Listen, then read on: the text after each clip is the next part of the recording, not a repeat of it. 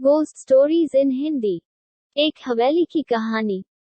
दुनिया में बहुत सी ऐसी जगह है जहां किसी का होना महसूस होता है, पर ये एक एहसास ही है जिसमें हम किसी की मौजूदगी होने का पता चलता है। कुछ ऐसी ही जगह में एक ऐसी जगह है उत्तर प्रदेश में दासना नामक एक कस्बा, बावनडोरी नाम से प्रमुख है। यह एक हवेली की तरह बनी है जिसमें 52 कमरे हैं।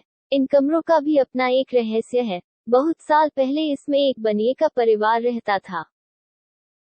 इस परिवार में उसकी पत्नी और बेटे और उनकी पत्नी निवास करती थी। पैसे की कोई कमी नहीं थी।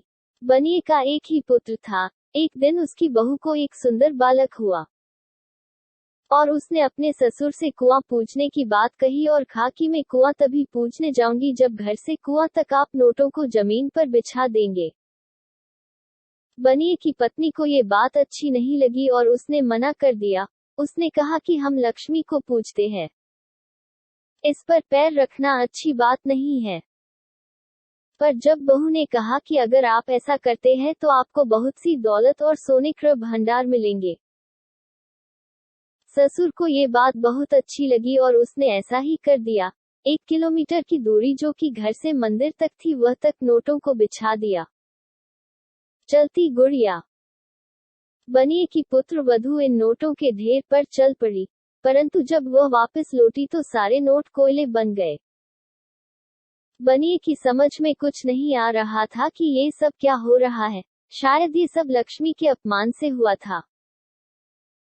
धीरे धीरे उसका परिवार पूरी तरह से बीमार पड़ चुका था। घर पर भारी संकट आ चुका था। सभी वैद्य और डॉक्टरों को दिखाया पर कोई फायदा नहीं हुआ। व्यापार भी लगभग समाप्त ही हो गया था। धीरे धीरे समय के बीतते उसका बेटा और पत्नी भी नहीं रहे। अब जो भी कुछ बचा था जावर और सोना उसने एक कमरे में बंद करके रख दिए। जब उस चुड़ैल ने देखा अब सिर्फ उसकी पत्नी ही बची थी। एक दिन रात को बनिए को आवाज आई कि मुझे एक जीवित बालक चाहिए।